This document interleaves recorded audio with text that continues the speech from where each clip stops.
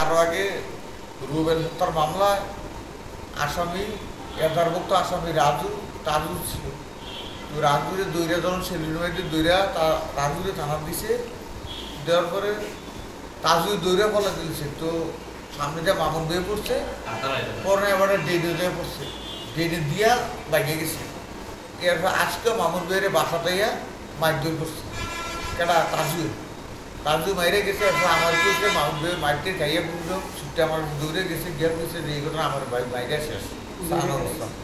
তো আমি একটা অটো লিয়া আইসি দাঁড়ানো, তার জিজ্ঞাবো যে বাইক নেই। এরপরে তার ভাই মামুনের দোষে তুই আমার বাইকে লিখে রে, তোরে দুই বিচারি ওই এনে মারামারি 2 দিন করে এই আমার নাকে ঘুষি করছে। এই যে কানের খবর হই না তারা গেছে এরপরে খবর দিয়ে বিদ্যার্থী সবারে একত্রিত করছে। আমরা আর্মির কাছে আনবো এটা আওয়ার পথে তারা আবার গ্যাস ফাইভ লাড়ি দাও 2 বড়িতে লইয়ে আমার এক সমান আসছে। হয়তো সবাই বেরাচ্ছে। আমার ছেলে খুব গুরুতর অবস্থায় টাকা আছে, বাকিটা একজন কুমিল্লা আছে, আমার ওয়াইফও কুমিল্লা আছে।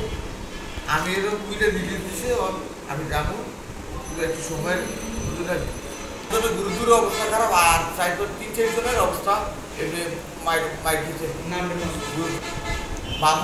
মামুন বই মার গেছে, স্পেনেও মার গেছে, এরপরে ইয়াও মার গেছে, আশপি মার গেছে। আর রুদ্র তো হাসপাতাল আছে, খুব গুরুতর টাকা আছে। আর কুমিল্লা আছে আমার ছেলে বাঁচছে কিনা সন্দেহ আছে, কারণ মাথায় খুব মাথা ফাটিয়ে গেছে, 3টে ফাটা গেছে মাথার এই বাড়ি, এই কপালের বাড়ি। তারা দাও দিয়ে ঠিক রুবেলে যে জায়গাতে কোপাইছে ঠিক এই জায়গাতে আমারও আমরাও এই জায়গাতে একটা কথা করছি। ঠিক তো তারা আমরা দাবি হয়েছে রুবেল হত্যা মামলা ফাঁসি চাই।